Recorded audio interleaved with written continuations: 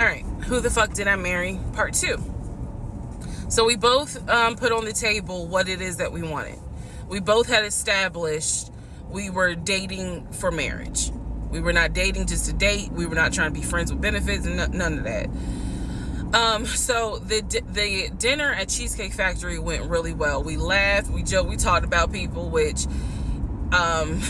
is kind of up my alley, my sense of humor. It was a good vibe.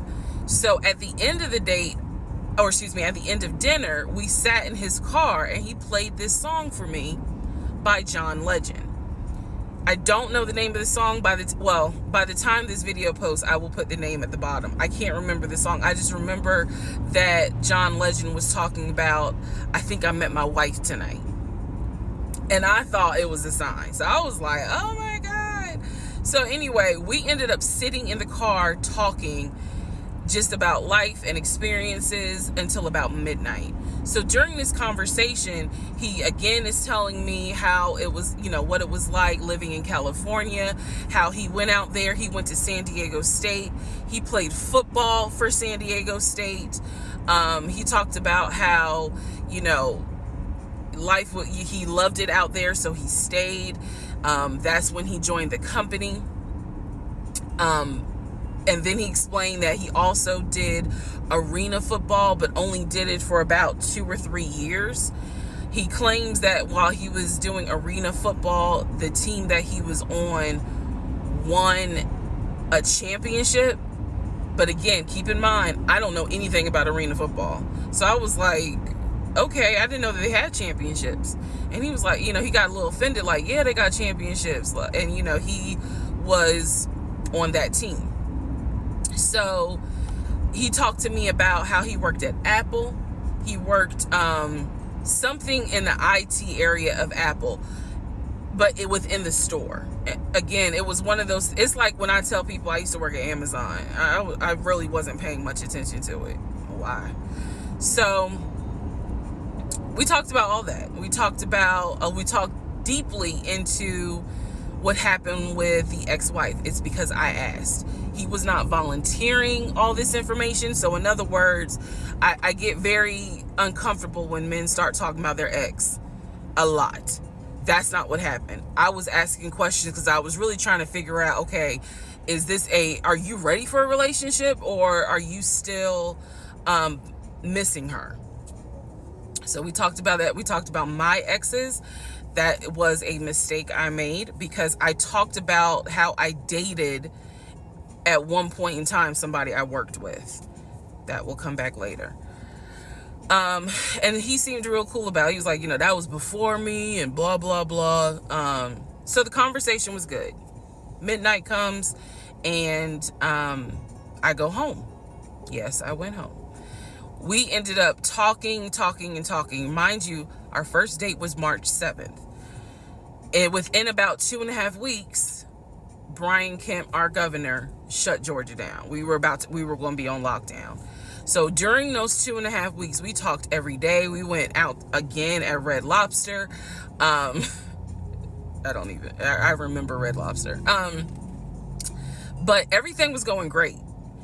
The issue was, where are we going to quarantine? So the question was, are we going to quarantine at his place, which he had like a studio type of situation. Like, it clearly, where he was staying, I was like, it's like a studio apartment, but he kept telling me like, this is temporary because I'm looking for a house. Like, he showed me the email from a woman who worked at the company where she was out on maternity leave, but she was putting him in contact with a realtor to help him find a townhome or a single family house. So I was just like, okay, this is definitely temporary. Like, he's not trying to stay here long term. And she was apologizing in the email. I'm so sorry, this should have been taken care of before you got here, but it wasn't, I saw the email. I read it. I read the email. So the decision was, we're going to quarantine at the studio, or we're going to quarantine in my house? First mistake I made. Well, there's a lot, but this was a mistake I made. So ladies, caution moment. During one of our dates, because keep in mind, in those 2 weeks, we were seeing each other quite a bit. Nothing physical or anything like that. Just two people who I thought were really on some, all right, let's see if this is going to grow into something. He came to my house. When he came to my house, I had a 3-bedroom, 2.5 bath townhome. He was in a studio. Now, I'm telling you guys all of this in order of how it happened. So some things I'm probably going to insert what I was thinking and the mistake I made. Can I turn this off? No. Okay, I still need that. And I say that to say that I did not realize inviting him to my home probably made his eyes go, oh shit, she's a keeper. She got this 3-bedroom, 2.5 bath townhouse, and I'm in like a little studio. Yeah, let me go ahead and pursue this. What I need to do to quarantine here. The decision was made, quarantine at my house. So the state went on lockdown. He came and stayed with me in my home, and for the most part, in the initial beginning, it was fine. It was fine. The reason why I hesitate is because I grew up in the church. So for me, it was really like an internal struggle of, bruh, you always said you would never live with a guy unless he was your husband. And now you living with a dude and he ain't your husband. Like, it was a struggle for me because I knew better. And don't come for me. I'm just telling you the way I grew up. It was like that. It was not sitting right with me. But at the same time, I didn't want to quarantine by myself. I did not want to. So there we go. So he moved in. We talked about the bills. Let me clear something up that I said in the other video where I said he paid all the bills. He paid all the household bills. He did not pay my car payment, my cell phone, or my car insurance. He paid the rent, because my rent at the time was less than $1,000. He paid the utility bills. And so when he's telling me that he's a regional manager, I was like, wow, okay, so you got money. And so he paid all the household bills. So my check really was just taking care of me, myself, and I. And I am not, this is where it's not gonna make me look good, but it's the truth. It was intoxicating to not have to worry financially about how to pay the bills. It was a wonderful feeling.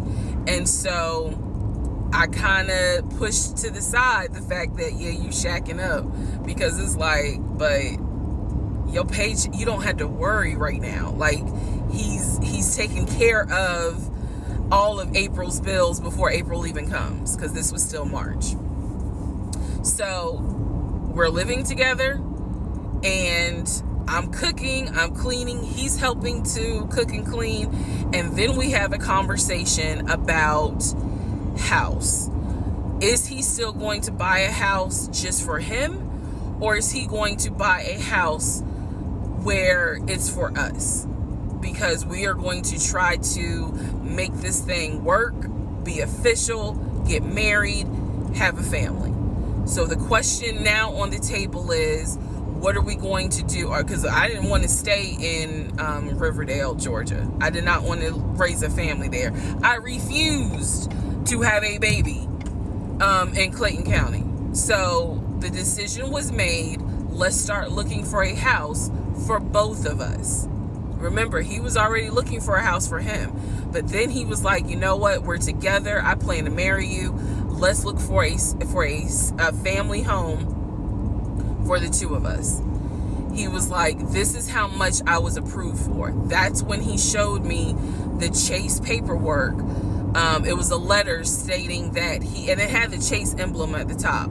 He showed me a letter stating that he was approved for $700.